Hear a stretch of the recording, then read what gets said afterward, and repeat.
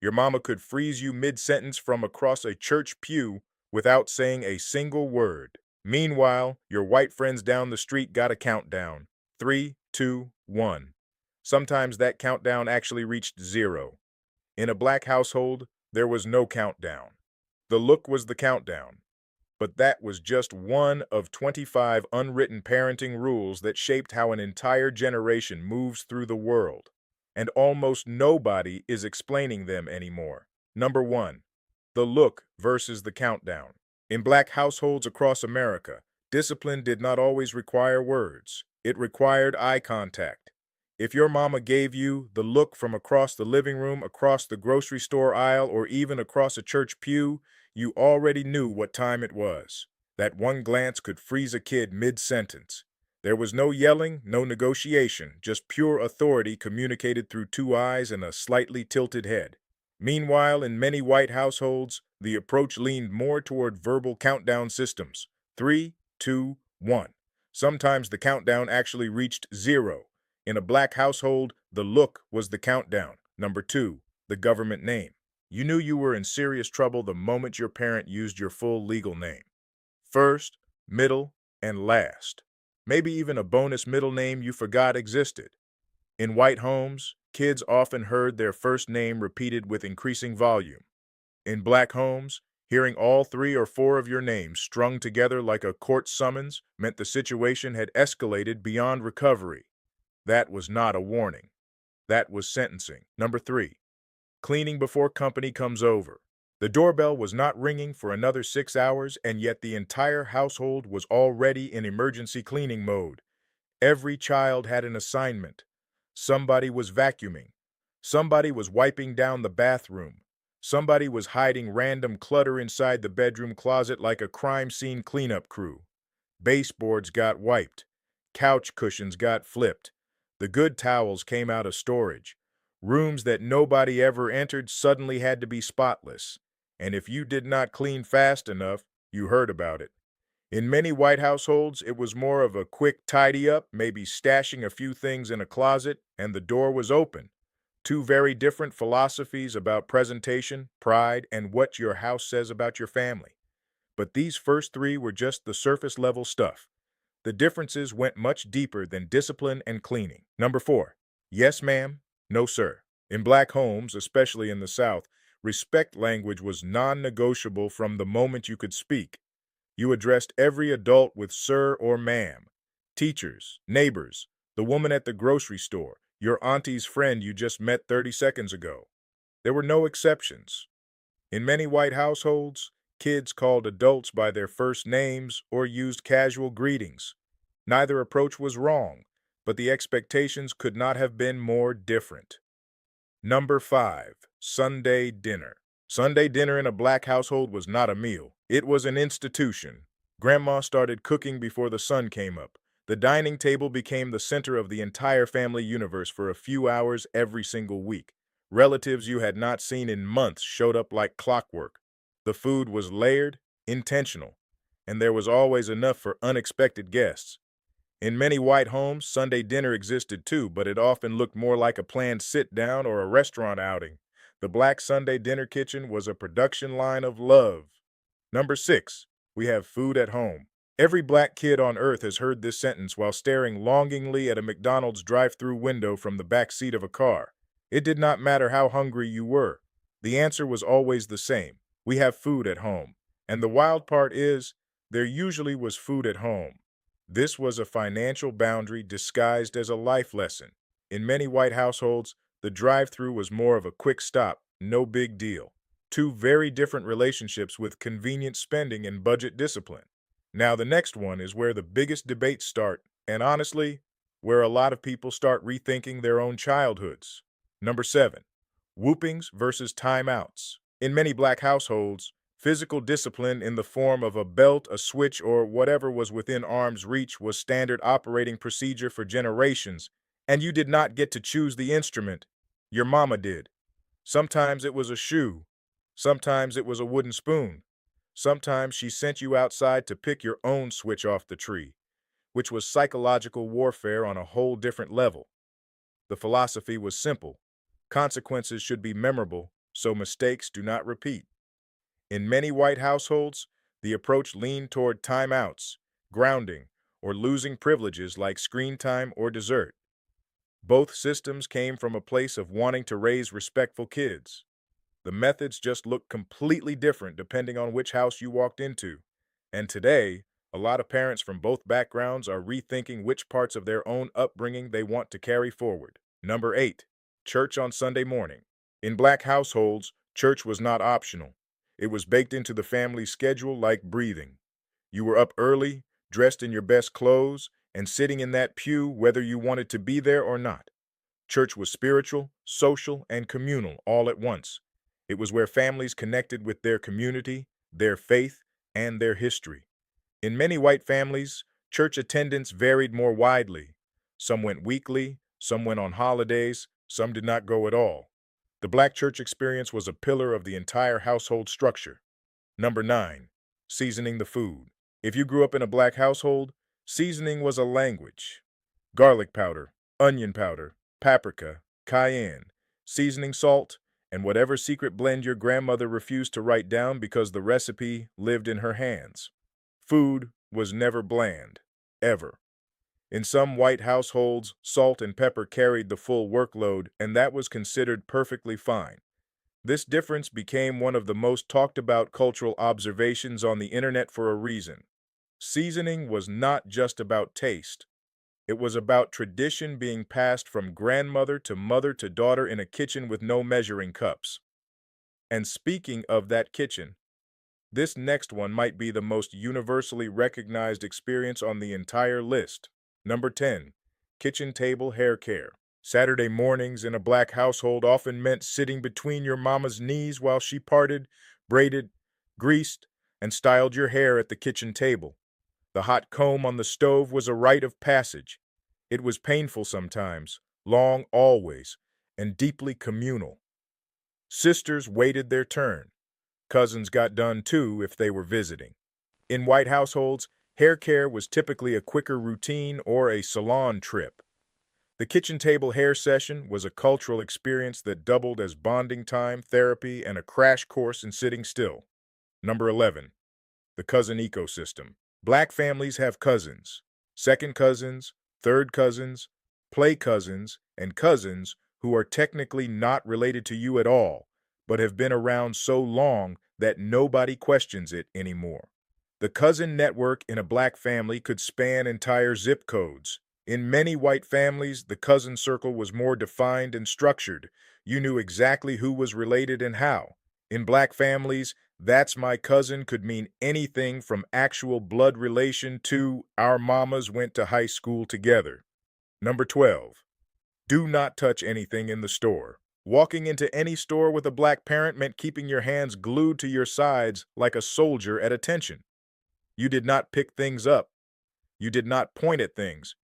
You absolutely did not ask for anything unless you wanted to hear, "Did I say you could touch that?" loud enough for the entire aisle to hear. And you definitely did not put your hands in your pockets because that could be misread by store employees. This was a survival rule, as much as a discipline rule. The consequences of a broken item or an accusation of shoplifting carried a weight in black families that many white families simply did not have to consider. Being watched in a store was a real thing, so the rule was clear. Hands visible, eyes forward, touch nothing. But that rule connects to something much bigger that we will get to in a few minutes. It is the one difference on this list that separates these two experiences more than anything else. Number 13. Stop running in and out of this house. You were either inside or outside. Pick one. In black households, the front door was not a revolving door, and every time it opened and closed, the air conditioning bill went up and your parents' patience went down. This rule baffled most white kids who treated the door like a suggestion. In and out, back and forth, screen doors slamming all day long. Two different energy management systems operating on two very different frequencies. Number 14. Learning to cook young. In black households, kids started learning kitchen skills early, not as a hobby, as preparation. You learned how to season chicken before you learned long division. You could make rice from scratch by the time you hit middle school. Cooking was treated as a life skill, not an elective. In many white households, cooking lessons came later, often in structured settings like classes or camps. The black kitchen was a classroom that ran every single day.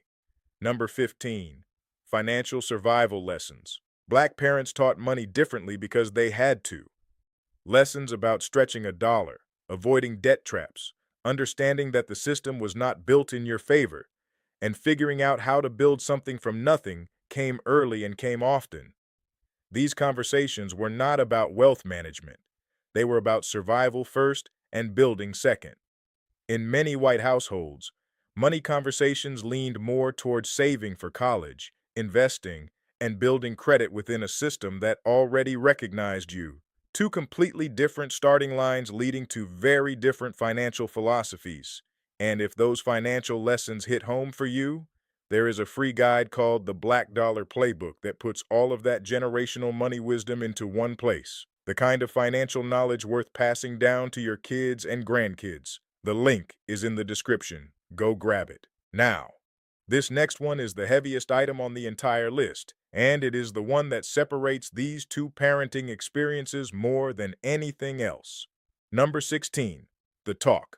Black parents have the talk with their children about how the world perceives them, how to interact with police officers during a traffic stop, how to keep your hands visible at all times, how to stay calm even when the situation is not your fault, how to come home safe. This conversation usually happens around 11 or 12 years old, sometimes younger, and it is one of the hardest conversations any parent will ever have. White parents generally do not have this conversation because they do not have to. That reality shapes how black children navigate public spaces, encounters with authority, and everyday interactions from the moment they are old enough to leave the house alone. Number 17, hand-me-downs and making things last. In black households, clothes, shoes, toys, and furniture got passed down through siblings, cousins, and neighbors until they physically could not function anymore. A winter coat might see 3 kids before it retired. This was not about poverty, it was about resourcefulness and community. In many white households, hand-me-downs existed too, but there was more cultural flexibility to buy new. The black tradition of making things last was an economic strategy that carried real dignity. Number 18, community parenting. In black neighborhoods, every adult on the block had permission to correct your behavior. Miss Johnson, 3 doors down, could tell you to stop running in the street, and when you got home, your mama already knew about it because Miss Johnson called ahead. The neighborhood phone tree was faster than the internet. And the wild part is, your parent was not mad at Miss Johnson for stepping in. They were mad at you for acting up in public and making them look bad. The village was real and it was active. In many white communities, parenting authority stayed within the immediate family unit. Correcting someone else's child was considered overstepping, even if the kid was doing something dangerous. Two completely different social contracts running on two completely different ideas about shared responsibility. That village mentality connected directly to the next difference, because it was not just about behavior. It was about making sure the next generation got further than the last one. Number 19, education as the path out. Black parents drilled education into their children like a mission statement. Get your grades up, get into a good school, get a degree. This was not just about personal achievement. It was framed as the escape route from generational struggle. Education carried the weight of the entire family's hopes on its back. In many white households, education was important too, but it was one of several viable paths. Trades, gap years, and alternative routes were more openly discussed. In black homes, the degree was the goal. Period.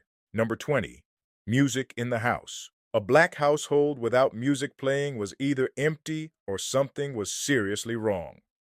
Gospel on Sunday morning before church, R&B while cleaning on Saturday, old school hip-hop and Motown during a summer cookout in the backyard. Your grandmother had a Temptations album that she would defend with her life. Your uncle had a playlist that came out every holiday and nobody was allowed to skip a track. The soundtrack was always running. Music was not background noise, it was atmosphere, culture, therapy, celebration, and history all rolled into one. In many white households, music was present but more situational, tied to specific moments like a road trip or a workout. In black homes, the music was the heartbeat of the entire house, and if the music stopped, something was about to go down. Number 21. House rules enforced like law. Shoes off at the door. No sitting on the arm of the couch. Plastic on the furniture in the living room that nobody was allowed to use. No eating in the bedrooms. These were not suggestions. They were policies enforced with the intensity of a landlord protecting a deposit. In many white homes, house rules existed but carried more flexibility. The black household had an unwritten lease agreement, and every child was a tenant. Number 22. Back-to-school shopping. In black families, back-to-school shopping was an event. It was circled on the calendar. It involved multiple stores, hours of trying things on, and serious budget math happening in real time. The first day of school outfit mattered because it set the tone for the entire year. You were walking into that building looking right, or you were not walking in at all. In many white households, back-to-school shopping was more of a quick errand. Grab what you need and move on. The black back-to-school experience was a ceremony, and these last three tie the whole list together because they all connect back to one idea: preparation. Number 23. Stay out of grown folks' business.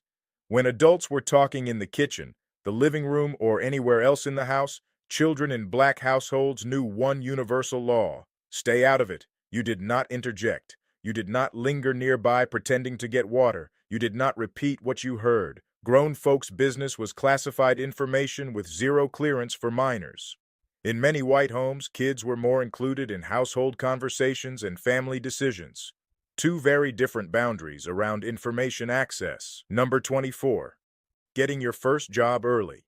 Black kids often started earning money young, mowing lawns for neighbors, braiding hair on the porch after school, selling candy and chips out of a backpack in the school hallway, helping at a family member's shop on weekends, bagging groceries before you could even reach the counter properly. The hustle started early because the message was clear from day one. Nobody is going to hand you anything, so you need to learn how to create something for yourself. Learning to earn, save, and manage your own money was a rite of passage, not a suggestion. In many white households, formal jobs came later, often in high school with a part-time gig, and allowance systems filled the gap in the meantime. The black approach was about building real-world financial muscle from the ground up, and it started before you were old enough to open a bank account. Number 25. Graduation celebrations. And this is the perfect one to end on. In black families, a graduation is not an event. It is a coronation. High school graduation gets a full party with decorations in the yard and a DJ if the budget allows it. College graduation gets an even bigger one. Caps and gowns, professional photos, family cookouts with enough food to feed the entire block, relatives from out of state flying in on the cheapest ticket they could find, custom cakes with your school colors, and enough pride to fill an entire stadium. People who have not spoken to each other in years will show up to a black graduation party because the achievement belongs to the whole family. In many white families, graduation is acknowledged and celebrated warmly, but the scale is usually different. Maybe dinner at a nice restaurant or a small family gathering. The black graduation party exists at the level it does because that diploma represents not just one person's achievement, but an entire family's investment, prayers, sacrifices, and belief that the next generation could go further than the last one did. And honestly, that might be the thread running through all 25 of these differences. Black parenting was never just about raising kids. It was about preparing them for a world that was not always going to be fair, while building something better at the same time. White parenting carried its own set of values, traditions, and love. Neither is wrong. They just grew from different soil. The real question is not which approach was better. It is which parts of both traditions are worth keeping alive for the next generation, and which ones we are brave enough to let go of. If this video hit home for you, go grab the Black Dollar Playbook from the link in the description. It is free. It covers the real financial wisdom worth passing down, and it might be the most valuable thing you share with your family this year. I will see you in the next one.